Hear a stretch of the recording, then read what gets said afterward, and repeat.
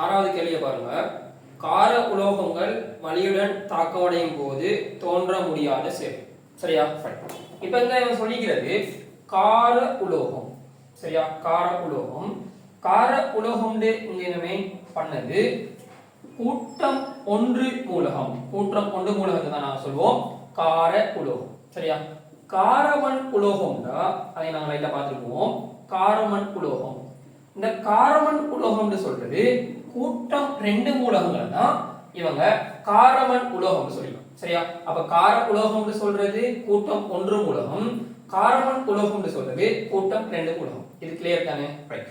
இப்ப இங்க தந்திக்கிறது எல்லாமே கார உலோகம். இந்த கார உலோகம் தனியாம கேள்வியை பாருங்க.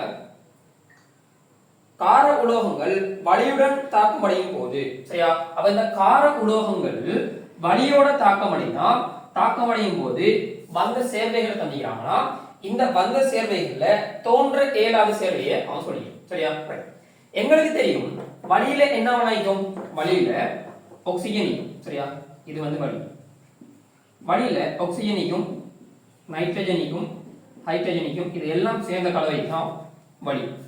சோ இப்ப இந்த ஆன்சர்ல பாத்தீங்கன்னா உங்களுக்கு வரும் ஆக்சிஜன் உள்ள சேர்வைகள் வந்திக்குது, நைட்ரஜன் உள்ள சேர்வைகள் வந்து. சோ நாங்க ஆக்சிஜனுடன் தாக்கமும் நைட்ரஜனுடன் தாக்கத்தையும் லைட்டா பார்த்துட்டு பார்ப்போம். எங்களுக்கு இது கிளியர் ஆகும். சரியா? எங்களுக்கு முதலாம் கூட்ட மூலகங்களை நாங்க இப்படி தான் சொல்றோம். Lithium, sodium, potassium, rubidium, caesium. இதுதான் கார உலோகங்கள் முதலாம் கூட்ட மூலகம்.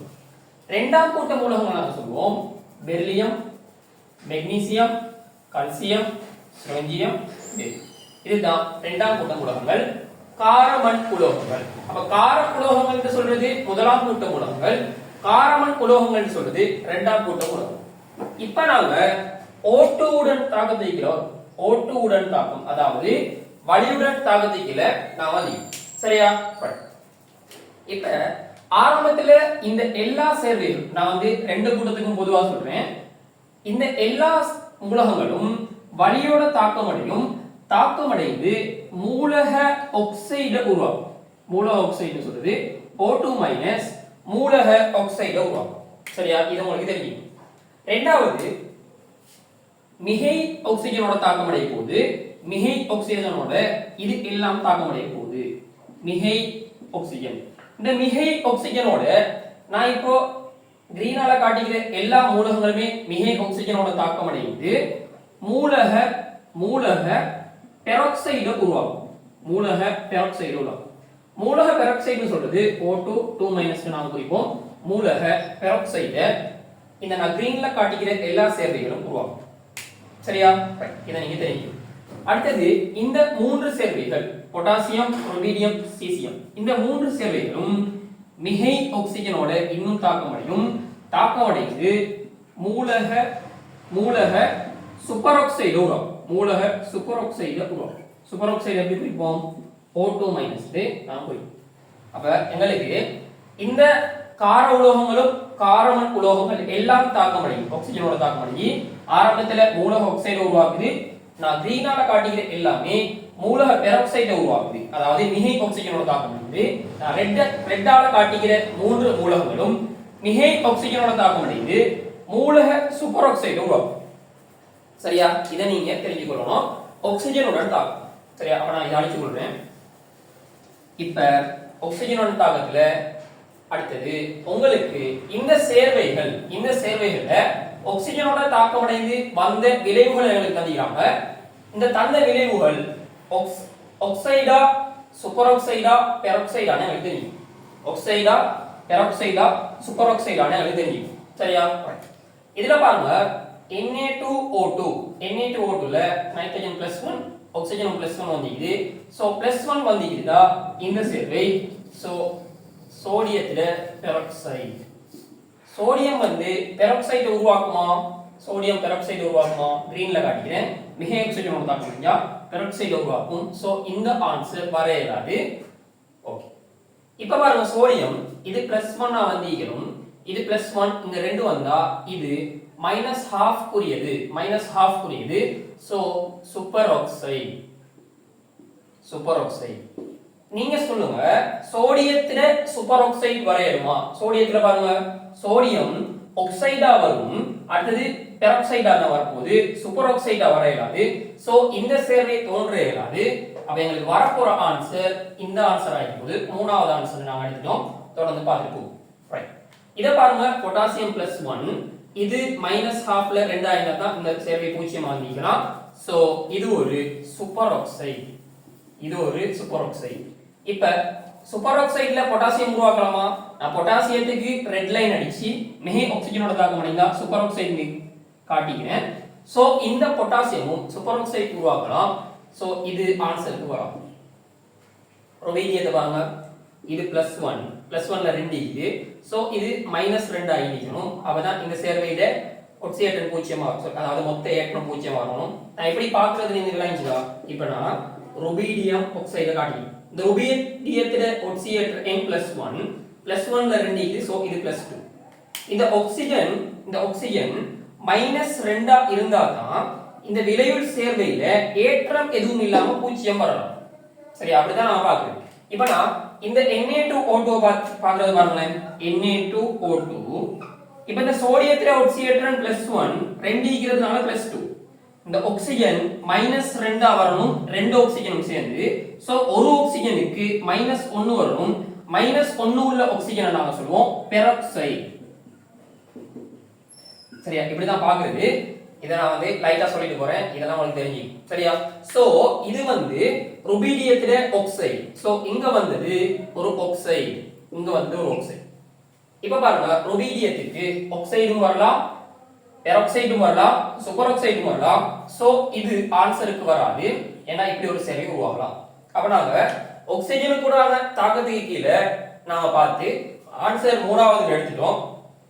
இப்ப நைட்ரஜனுடனான தாக்கத்தையும் லைட்டா பார்த்துட்டு போய் நைட்ரஜனுடனான தாக்கத்தையும் லைட்டா பார்த்துட்டு கவனிங்க. Lithium, sodium, potassium, rubidium, caesium, இதான் முதலாம் கூட்டம் வரும்.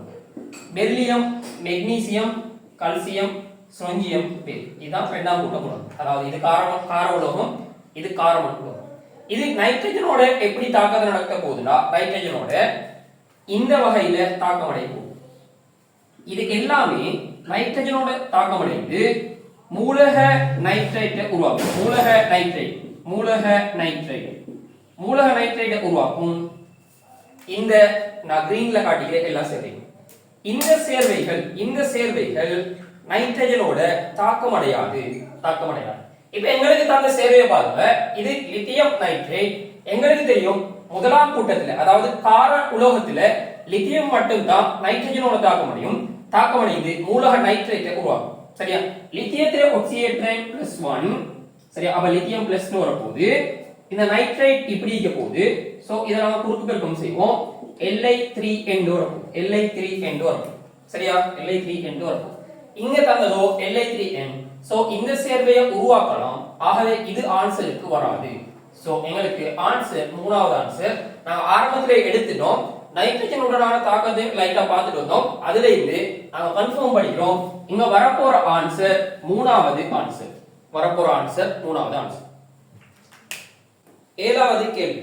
C6H2O6 C6H12O6 சொல்லிட்டு வரும். சரியா? இதான் குளுக்கோஸ் சூத்திரம். இதுல 2 தந்தனால அதை நீங்க தெரிஞ்சுக்கோங்க. அடுத்தது CO2 கேஸ். அடுத்தது H2O லிக்விட். அப்ப நீரை தந்திக்கலாம். சரியா? H2O லிக்விட் ஆகியவற்றின் நியம தோன்றல் மாற்றங்கள்னா அவங்க சொன்னது டெல்டா HF தீட்டா. இதுதான் நியம தோன்றல் மாற்றம். இதுல பெருமானங்கள் தந்திக்கலாம். சரியா? இதுல பெருமானம் தந்திக்கலாம் -1275 கிலோ ஜூல் மூல் -1. இதுல நியம தோன்றல் வெப்ப உள்ளுறை. அடுத்தது CO2 நியம தோன்றல் வெப்ப உள்ளுறை தந்திருக்காங்க. CO2 நியம தோன்றல் வெப்ப உள்ளுறை -394 கிலோ ஜூல் மூல் -1. சரியா? ரைட். அடுத்தது H2O நியம தோன்றல் வெப்ப உள்ளுறை தந்திருக்காங்க. -286 கிலோ ஜூல் மூல் -1. எல்லாமே மைனஸ் செய்யுது, அதை நோட் பண்ணிக்கோங்க.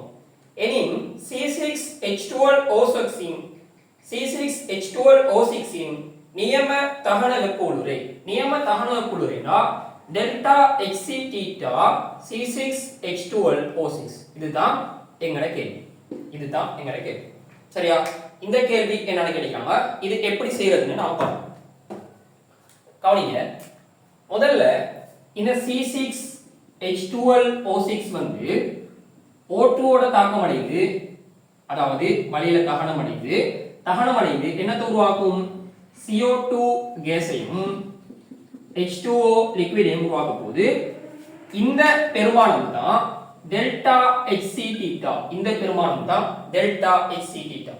ஆரம்பத்துல இந்த குளுக்கோஸ் எப்படி உருவாகும்னா இந்த குளுக்கோஸ் கார்பன் சொலிட் அதாவது கிராஃபைட்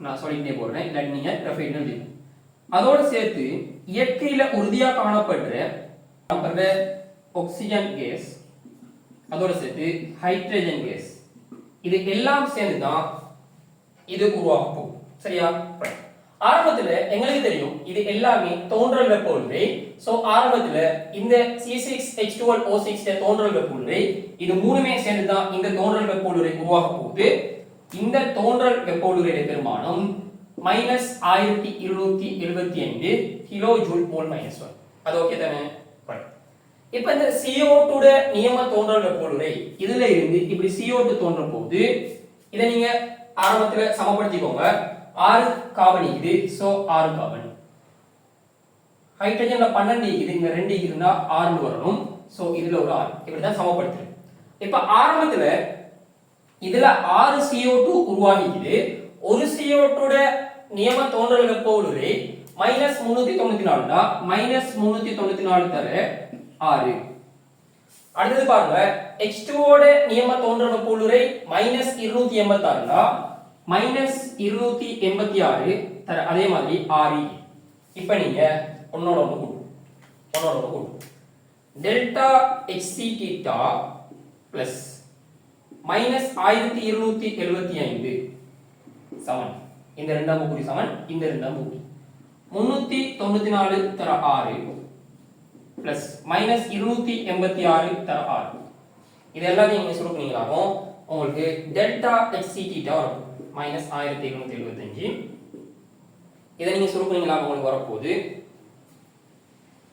2364 நீங்க சொல்லி பார்த்துக்கோங்க 1714 இது எல்லாத்தையும் சுருக்குனீங்களாகும் டெல்டா HC தீட்டா வரப்போகுது -2805 kilo joule mole -1 -2805 kilo joule mole -1 நான் இதல சுருக்கி டைம் வேஸ்ட் பண்ணல நீங்க சுருக்கி பாருங்க சரியா ரைட் இப்படி உள்ள ஆன்சர் உங்களுக்கு இரண்டாவது ஆன்சர் அப்ப இந்த கேள்வியோட ஐடியா வந்துச்சுதா ஆரம்பத்துல இது எல்லாத்தையும் நியம தோன்றல் வெப்போலுரை தந்திக்கிறாங்க அதுல இருந்து தகன வெப்போலுரையை கண்டுபிடிக்க சொல்லிருக்காங்க நான் போனேபர் சக்கரம் போட்டுக்கிறேன் போட்டு இதுல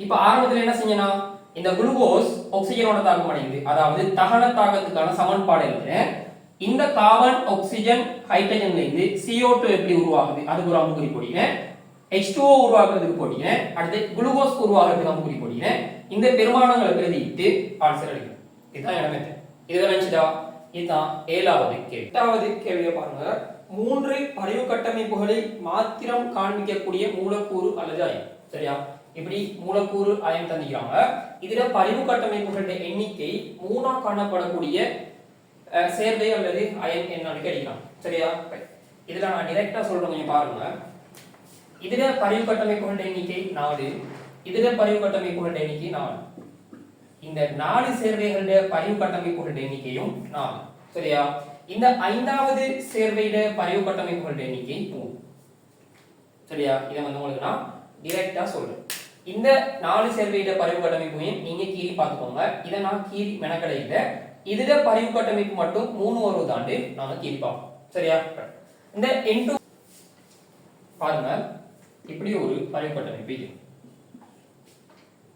இந்த இடத்துல 3 சோ ஒரு பிளஸ் இப்படி ஒரு பரிவு கட்டமைப்பு இப்படி இன்னொரு பரிவு கட்டமைப்பு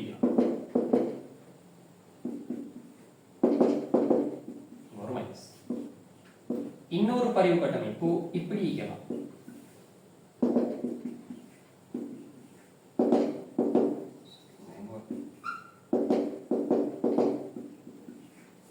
இப்படி ஒரு பரிவு கட்டமைப்பு. ஆக மொத்தத்தில் இப்படி 3 பரிவு கட்டமைப்புகள் இந்த N2OB. சரியா? ஏனைய கட்டமைப்புகளோட பரிவு கட்டமைப்புகள் 4 வரப்போகுது. அதை நீங்க கேள்வி பார்த்துக்கோங்க. அதை நான் விளக்கப்படுத்தி. சோ இந்த கேள்விக்கு ஆன்சர் 5. சரியா? இந்த 8வது கேள்விக்கு ஆன்சர் 5வது. 9வது கேள்வியை பாருங்க. 9வது கேள்வி. 9வது கேள்வி எப்படியான ஒரு கேள்வினா, இணையான தொடர்பை தேர்ந்தெடுக்க அப்படின்னு தந்துட்டு உங்களுக்கு டைமை போக்குறதுக்காக வேண்டி பங்கீட்டு இயல்பை முதல்ல வைக்கணும். அடுத்தது பயன்படு கருவேற்றம், மின்னெதிர்த்தன்மை, பிணைப்பிடை தூரம் அதாவது பிணைப்பு நீளம், அடுத்தது பிணைப்பு கோணம். இது 5 கேள்வியா எங்களுக்கு தரலாம். இந்த 5 கேள்வியும் சேர்த்து ஒரே கேள்வியில தந்திக்கிறாங்க. எங்களுக்கு டைம் மெனக்கட வைக்கும். சோ நாங்க இதுல குயிக்கா செய்யறதுக்கு சில ட்ரிக்ஸை பிடிக்கணும். இது எல்லாத்தையும் நாம தெளிவாக தான் செய்யணும்டா இதுல பெரிய ஒரு டைம் போயிடும். 5 கேள்வி செய்யறதுக்கான டைம் போயிடும். சோ நாங்க இதை குயிக்கா செய்வோம். ஆரம்பத்துல பாருங்க, பங்கீட்டு, இது 9வது கேள்வி. இணையான கூட்ட தெரிவு செய்ய சொல்லிக்கிறாங்க. ஆரம்பத்துல பங்கீட்டு இயல்பை சொல்லிக்கிறாங்க. இந்த ஆர்டர் தந்திக்கிறாங்க. KF, அடுத்தது KCl, அடுத்தது Na2S, அடுத்தது NaCl. இப்படிதான் தந்திக்கிறாங்க. சரியா? நான் வந்து எல்லாத்தையுமே ஒப்பிடாம ஆரம்பத்துல Na2S-ஐயும் NaCl-ஐயும் வச்சு நான் முதலாவது ஒப்பிட்டு பார்க்கிறேன். அதுல ஆன்சர் வந்து எடுப்போம், இல்லாட்டி கீழே போகும், இல்லாட்டி மிச்சம் எல்லாத்தையும் செஞ்சுப்போம். இதுல பாருங்க, இதுல கற்றையன் மாறிக்குதா? கற்றையன் மாறிக்குதா? கற்றையன் மாற இல்லை. அணையன் என்ன செஞ்சுக்குது? அணையன் தான் மாறி. அணையன் தான் மாறி. இந்த அணையன்லையுமே நீங்க பருமன முதலாவது பாருங்க. பருமன முதலாவது பாருங்க. அணையண்ட பருமன பார்த்தீங்களாகும். ஆரம்பத்தில் S2- இது, இங்க Cl- இந்த அணையண்ட பருமன்ல S2- பருமன் தான் அதிகம். சரியா? S2- பருமன் அதிகமாக இருந்தால் இந்த முனைபாகும் தன்மை Na2S-க்கு அதிகமாக ஈக்கும். NaCl விட Na2S-க்கு இந்த முனைபாகும் தன்மை அதிகமாக. இந்த முனைவாகும் தன்மை அதிகமாக இருந்தால் பங்கீட்டு இயல்பு Na2S-க்கு அதிகமாகும் NaCl விட. நான் சொன்னது நினைச்சதா? முதலாவது நான் பருமனை பார்த்தேன். இந்த பருமனை முதலாவது ஒப்பிட்டுட்டு முனைவாகும் தன்மைக்கு கீழே வந்து இந்த முனைவாகும் தன்மையை வச்சு பங்கீட்டு இயல்பை ஒப்பிட்டு இந்த பங்கீட்டு இயல்பை பாருங்க.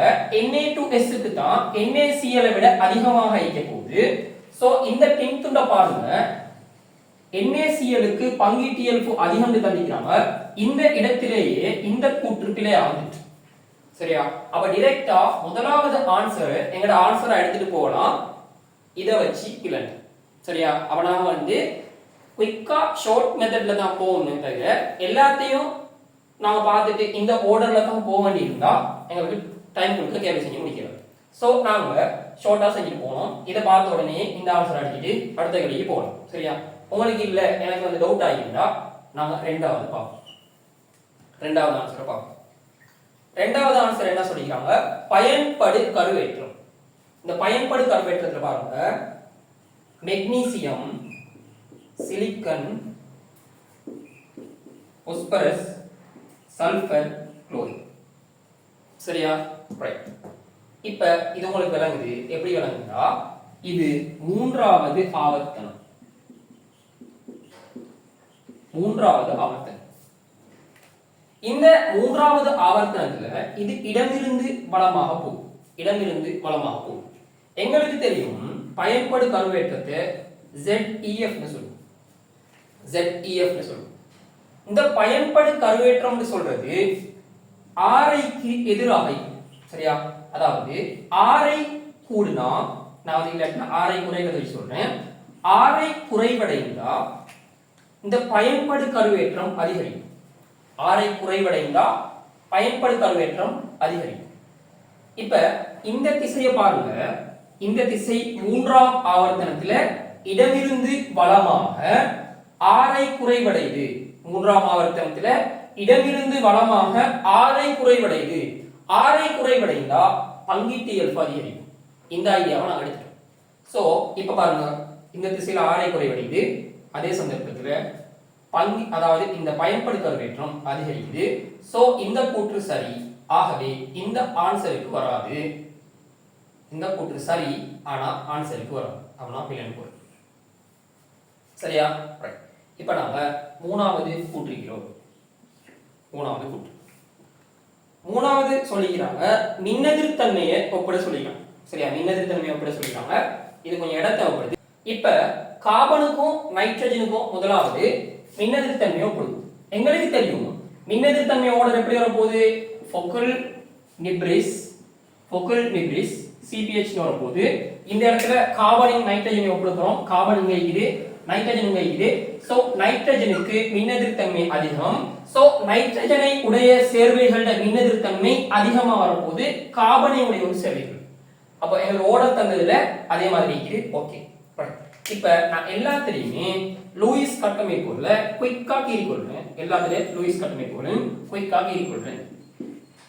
சரியா? இப்படிதான் எங்களுக்கு லூயிஸ் கட்டமைப்புகள் வரப்போகுது.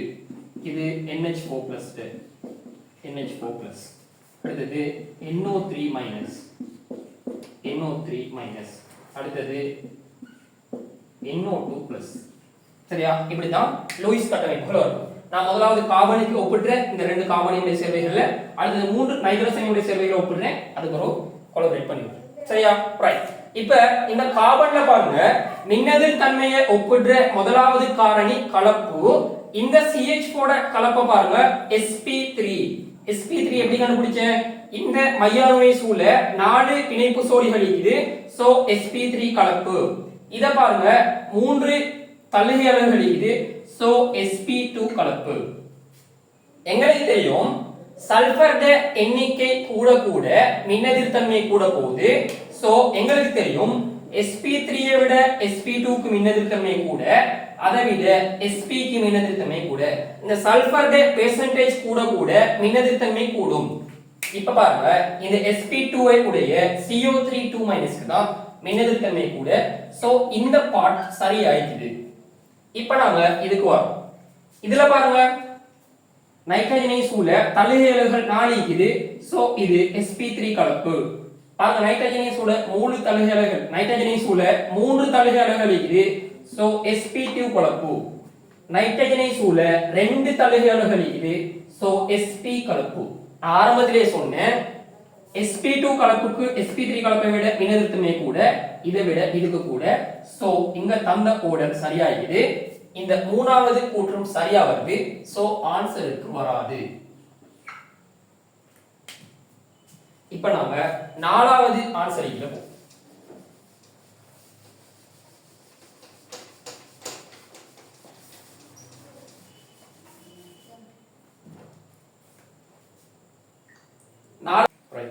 நாலாவது ஆன்சர் பாருங்க, NO பிணைப்பிடை தூரம். சரியா? அதாவது இதுல சில மூலக்கூறுகளோட கட்டமைப்பு தந்தீங்க. இதுல NO பிணைப்பு நீளம் எப்படி மாறுது கேள்வி கேட்கலாம். ரைட். முதலாவது இந்த NO2+ லூயிஸ் கட்டமைப்புக்கு இருந்தா இந்த லூயிஸ் கட்டமைப்பு இப்படி வரும். சரியா? இந்த NO2- லூயிஸ் கட்டமைப்பு பார்ப்போம். இப்படி வரும். அடுத்தது இந்த NO3-, இந்த NO3-, இது இப்படி வரப்போகுது. இந்த NH2OH எப்படி வரும்னா இப்படி வரும். NH2OH. இப்ப இதுல NO பிணைப்பு நீளம் என்ன பார்க்கணும்? சோ இதுல ஒரு NO இருக்குது, இதுல 2 NO இருக்குது, அதுல ஒன்னு ஒற்றை பிணைப்பு, இன்னொன்னு இரட்டை பிணைப்பு. இதுல ஒற்றை பிணைப்புடைய NO பிணைப்பு நீளம் 1 இருக்குது, சாரி ஒற்றை பிணைப்புடைய NO பிணைப்பு நீளம் 2 இருக்குது, இரட்டை பிணைப்புடையது 1. இதுல ஒற்றை பிணைப்பு. எங்களுக்கு பிணைப்பு நீள ஓர்டர்ல ஒற்றை நீள ஓர்டர் மாறுறது ஆக கூட வாய்க்கிறது ஒற்றை பிணைப்பு, அதுக்கு அடுத்து கூட வாய்க்கிறது பகுதி இரட்டை பிணைப்பு. சரியா? பகுதி இரட்டை பிணைப்பு. அதை விட அதிகமாகிறது இரட்டை பிணைப்பு. அதுக்கு அடுத்தது குறைவாகிறது பகுதி மும்மை பிணைப்பு. சரியா? பகுதி மும்மை பிணைப்புனா மும்மை பிணைப்புல பகுதி ஆகிறது. ஆகவே குறைவாகிறது மும்மை பிணைப்பு. இந்த மாதிரி தான் எங்களோட பிணைப்பு நீளம் குறைவடைந்து கொண்டு போகும். இந்த மாதிரி தான் எங்களோட பிணைப்பு நீளம் குறைவடைந்து கொண்டு போக போகுது. இதுல நீங்க மைண்ட்ல வைக்கணும்னாடா இரட்டை பிணைப்பை விட பகுதி இரட்டை பிணைப்புக்கு பிணைப்பு நீளம் அதிகம். இது வந்து உங்களோட மைண்ட்ல இருக்கு. இப்ப இதுல பாருங்க, இந்த NO பிணைப்பு நீளம் இது ஒற்றை பிணைப்பு. சோ ஒற்றை பிணைப்பு இருக்கிறதுனால இந்த NH2OH க்கு தான் பிணைப்பு நீளம் அதிகம். ஒற்றை பிணைப்புக்கு பிணைப்பு நீளம் அதிகம். அடுத்தது பாருங்க, இதுல இரட்டை பிணைப்பு இருக்குது. சோ NO2+ க்கு இந்த பிணைப்பு நீளம் குறைவாயிட்டு போகுது. இத பாருங்க, இத வச்சு நாங்க வரலாம் ஒரு முடிவுக்கு. இது ரெண்டுமே பகுதி இரட்டை பிணைப்பு. சோ பகுதி இரட்டை பிணைப்புக்கு பிணைப்பு நீளம் அதிகம். சரியா? இந்த பகுதி இரட்டை பிணைப்பு வந்தா இந்த பிணைப்பு நீளத்தை எப்படி ஒப்பிடுறது? இதுதான் எல்லாருக்கும் உள்ள சந்தேகம். இப்ப பாருங்க, இதுல மொத்தமா எத்தனை பிணைப்புகள் இருக்குது? இதுல பாருங்க, ஒரு பிணைப்பு, ஒரு சிக்மா பிணைப்பு இது,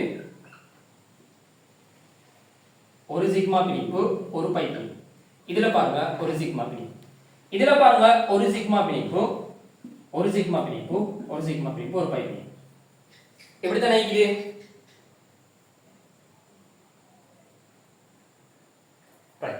இப்ப பிணைப்பு வரிசை நுனி பொன் கோடர் பிணைப்பு வரிசை நுனி. இந்த பிணைப்பு வரிசை எப்படி பார்க்கிறதுன்னா, இங்க பாருங்க, இந்த பை பிணைப்பு தானே, இந்த பை பிணைப்பு இதுக்கு பொதுவாகவும் வரலாம், இதுக்கு பொதுவாகவும் வரலாம். சோ இந்த பிணைப்பு ரெண்டுக்கு பொதுவா வரதுனால பிணைப்பு வரிசை ஒரு சிக்மா பிணைப்போட சேர்த்து இது ரெண்டுக்குமே வரதுனால ஹாஃப்னு போடுவோம். அப்போ 1.5 இதுல பிணைப்பு வரிசை. இதுல பிணைப்பு வரிசை பாருங்க, பாருங்க ஆரம்பத்துல ஒரு சிக்மா பிணைப்பு இது. சோ ஒரு சிக்மா பிளஸ் இந்த ஒரு பை பிணைப்பு இது மூணுக்குமே வரலாம்.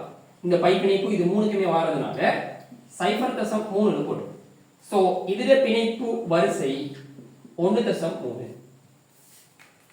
நல்லா கவனிச்சுக்கோங்க, பிணைப்பு வரிசைக்கும் பிணைப்பு நீளத்துக்குமான தொடர்பு. இந்த பிணைப்பு வரிசை கூடுனா பிணைப்பு நீளம் குறையும். பிணைப்பு வரிசை கூடுனா பிணைப்பு நீளம் குறையும். சரியா? இந்த இடத்துல பிணைப்பு வரிசை எது கூட?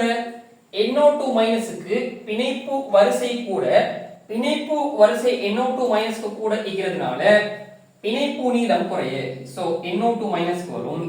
அடுத்தது இங்க NO3-. இப்படிதான் எங்களோட ஆர்டர் வரணும். சரியா? அப்ப நாங்க எங்களோட நாலாவது ஆன்சரை பார்ப்போம். நாலாவது ஆன்சர் இந்த ஆர்டர்ல தான், இந்த ஆர்டர்ல இது. சோ நாலாவது ஆன்சர் சரி, ஆனா இந்த இடத்துல நாலாவது ஆன்சர் வராது. சரியா? இதாங்க நாலாவது ஆன்சர். நீங்க அஞ்சாவது ஆன்சர், இந்த சேர்வைகளோட பிணைப்பு கோணங்களை கூடும். பிணைப்பு கோணங்களை கூடும். ரைட், இத பாருங்க, இது வந்து டி ஷேப்ல மூலக்கூற்று வடிவம் நான் சொல்றேன், டி ஷேப். இத பாருங்க முக்கோண கும்பகம், முக்கோண கும்பகம். சரியா? இது வந்து நான்முகிட ஷேப்ல, இது வந்து நேர்கோடு, நேர்கோடுல ஷேப்ல. சரியா? நான் இத வச்சு பிணைப்பு கோணங்களை லேசா ஒப்புறேன். நேர்கோடுக்கு பிணைப்பு கோணம் 180 பாகை. இது எல்லாருக்குமே தெரிஞ்ச ஒரு விஷயம். இந்த டி ஷேப் இருக்கிறோம். இந்த நான்முகிய பாருங்க, இந்த நான்முகிட பிணைப்பு கோணம் அண்ணளவா 109 பாகை வரும். சரியா? இதுல பாருங்க முக்கோண கூம்பகம். இந்த முக்கோண கூம்பகத்திட இலத்திரன் சோடி கேத்திர கணித வடிவம் நான்முகியாயும். அப்ப இதுமே அண்ணளவா 109 கிட்ட வர ஒரு பெருமானமா இருக்கு. ஆனா இங்க இந்த ஒரு தனிச்சோடி ஈக்கிறதுனால இந்த 109 பாகையை விட குறைவா தான் பிணைப்பு கோணம் வரும். சோ அதுல இந்த ஒரு 2 நான் குறைச்சி 107 பாகைன்னு வரும். சரியா? ஒரு தனிச்சோடி இருந்தா அதுல 2 குறையிற மாதிரி நீங்க கெஸ் பண்ணிக்கோங்க.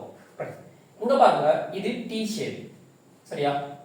இந்த டி ஷேப்ல இந்த பிணைப்பு கோணங்கள் எங்களுக்கு வரப்போகுது. டி ஷேப்ல 90 பாகை கிட்ட வரும். 90 பாகை. சரியா?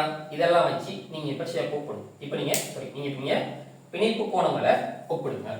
ஆரம்பத்துல எதுக்கு அதிகமா வரப்போகுது? அதிகமா வரப்போகுது இந்த நேர்கோடு ICl2-. அதுக்கு அடுத்தது அதிகமா வரப்போகுது ICl4-3+. அதுக்கு குறைவா வரப்போகுது ICl3-2+. ICl3 2+. அதை விட குறைவா வரும்போது ICl. சரியா? இந்த ஆர்டர்ல தான் எங்களோட பிணைப்பு கோணம் வந்து குறைவடைந்து கொண்டு போகும். சரியா? அப்ப இந்த ஆர்டர்ல தான் எங்களோட ஆன்சர்லயே தந்திக்கிறாங்க. சோ இது எங்களோட ஆன்சருக்கு வராது. சோ எங்களோட ஆன்சர் முதலாவது ஆன்சர் எங்களோட விடையா வரும். சரியா? இப்படிதான் எங்களோட பிணைப்பு கோணங்களை ஒப்பிடுற ஒரு 10வது கேள்வி பாருங்க.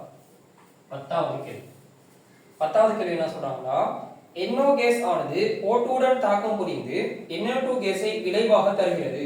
மாறா வளிமண்டல அமுக்கத்தில் 500 கெல்வின் வெப்பநிலையில் NO கேஸின் 60 cm3 ஆனது O2 இன் 100 cm3 உடன் தாக்கம் புரியும் போது இறுதி கலவையின் கனவளவு என்னன்னு கேட்கிறோம். சரியா? இந்த கேள்வி நல்லா விளங்குங்க. NO கேஸ் இதுதானே.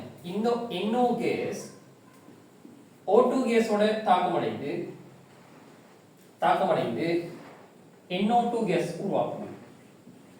NO2 கேஸை உருவாக்குது. சரியா? இப்போ நீங்க இத வந்து பீசமானபடி சமப்படுத்திக்கோங்க. இப்படி வரும். பீசமானபடி சமப்படுத்தினா இப்படி வரும். இதுல சொல்றாங்க மாறா வளிமண்டல அமுக்கம்னா இங்க அமுக்கம் மாறி வெப்பநிலை 500 கெல்வின் தான் சொல்றாங்க. சோ வெப்பநிலையும் மாறிலியா இருக்கும். இந்த சந்தர்ப்பத்துல இதுல கனவளவுல தான் நிக்கும். சரியா? நான் ஆரம்ப கனவளவு சார்பா போடுறேன். இது கனவளவு சார்பா. சரியா? சென்டிமீட்டர் கியூப்ல கனவளவு சென்டிமீட்டர் கியூப்ல. இப்ப ஆரம்பத்துல என்னோட கனவளவு 60 சென்டிமீட்டர் கனம். 60 போடு. இந்த O2 உட கனவளவு 100 சென்டிமீட்டர் கனம். சரியா? 60 சென்டிமீட்டர் கனம், இது 100 சென்டிமீட்டர் கனம். இப்ப பாருங்க, இந்த பீசமான அடிப்படையில இது தாக்கமடைந்தா இங்க 2க்கு 1ண்டா இங்க 60 தாக்கமடைஞ்சா இங்க 30 தாக்கமடையும். அப்படி ஒருவேளை நடக்கலாம். அல்லது இது 100 தாக்கமடைஞ்சா இங்க பீசமான 1க்கு 2 நீக்கிறதுனால 200 இங்க தாக்கமடையும். சோ 60 தான் இங்க இருக்குது. சோ முதலாவது மெத்தட்ல தாங்க தாக்கமடைய போகுது. சோ இங்க சேஞ்ச். இதுல பாருங்க, இங்க -60 தாக்கமடைய போகுது. சோ இங்க -30 தாக்கமடையும். இங்க 60 சென்டிமீட்டர் கனம் உருவாக போகுது. சரியா? இப்ப விளைவா பாருங்க. விளைவா சமநிலையில எவ்வளவு உருவாகிக்கும்னா இங்க ஒண்ணுமே இருக்காது. இங்க 70 சென்டிமீட்டர் கனம், இங்க 60 சென்டிமீட்டர் கனம். இப்ப கேள்வி என்ன கேட்கிறாங்க? இறுதி கலவையின் கனவளவுடா கேள்வி முடிஞ்சதுல இது ரெண்டையும் கூட்டி கொடுத்தா சரி 130 சென்டிமீட்டர் கனம். சரியா? இதுதான் என்னோட கேள்வி. அப்ப 130 சென்டிமீட்டர் கனம் ஆன்சரா வருது. இரண்டாவது ஆன்சர்